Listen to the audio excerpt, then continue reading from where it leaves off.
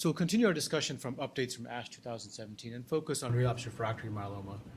Lots of data, but I want to focus on a couple of important updates. And one is the ASPIRE data, which looked at Carfilzomib Lendex versus Lendex in relapsed refractory myeloma. That was an important phase 3 trial with some overall survival endpoints that were updated. And the second was the Pollux trial, which looked at Lendex plus or minus Daratumumab in relapsed refractory myeloma, and continued follow-up for these patients as well, with a median follow-up of 32 months and PFS at 30 months, which was updated at ASH. So really want to kind of talk about that, your perspectives, and how that impacts what we do in the clinic. So Ola, your thoughts on the ASPIRE data? I think the ASPIRE trial is a very important trial for the myeloma field. It was published in early 2015 with Keith Stewart as the lead author. To me, that is the trial that pushed the myeloma field to agree that using 3 drugs in the relapsed refractory setting is better than 2 drugs.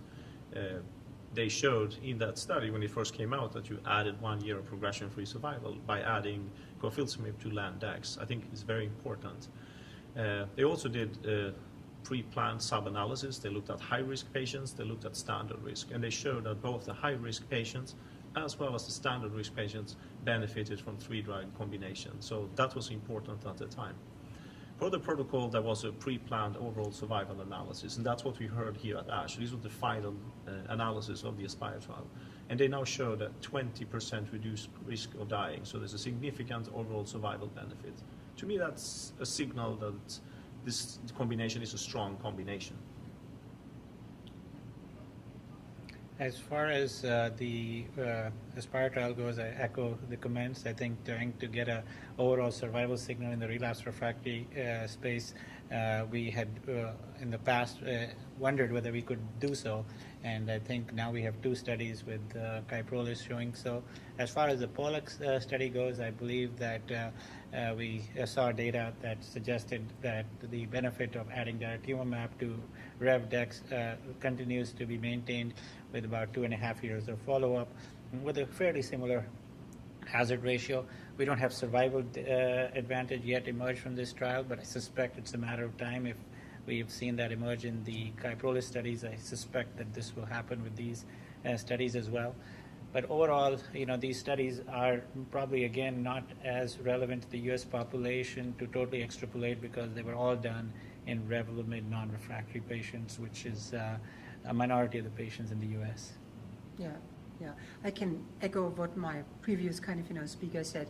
So 2 important trials in the relapsed refractory setting, the ASPIRE trial comparing KRD versus RD, and the Pollux trial comparing Dara Revlimid Dex versus Revlimid Dex. Both trials showed improvement of the progression-free survival. The updated analysis of the ASPIRE trial showed, I would say, a significant improvement in overall survival, 21%. I think quite impressive, especially given the fact that probably patients received other treatments after the ASPIRE trial. That was probably not the last treatment what they received. Daratumumab is very strong, and I think a subgroup analysis showed that the earlier Dara is added to the combination of RevDex, the better are the outcome. So it makes a difference whether you treat the patients with Daratumumab as a first relapse or as a third relapse. So the earlier you move the antibodies, the better. So I think very nice data, and I think it will really move the field and suggest we should use 3-drug regimens for relapse. What do you think, Sagar? Well, I think first relapse, in my view, is the newly diagnosed, in the sense that we shouldn't sort of say we're going to do sequential doublets like they do in solid tumor oncology. I think we've clearly demonstrated many trials now that have shown 3 is better than 2 in first relapse. I think that it's important to also, when you talk about the ASPIRE trial, there was concern that the 18 months of Carfilzomib, that the PFS curves would come back together, and they have not. They've actually continued to remain separate with longer follow-up. Right. And the second is that, the FDA has approved drugs in the U.S. based on PFS, and this is another confirmation that PFS and OS travel together. So I think that's a really important confirmation, even with all these new choices, that those 2 things continue to work together. Those are some great points there, I think, all the way around. I think a lot of learned lessons from this experience. One is that, as you mentioned, PFS continues to be a very good surrogate marker for OS. Number 2, that we're seeing that triplet therapy continues to now remain the standard of care, and ASPIRE led that effort, and now we're seeing this with multiple now.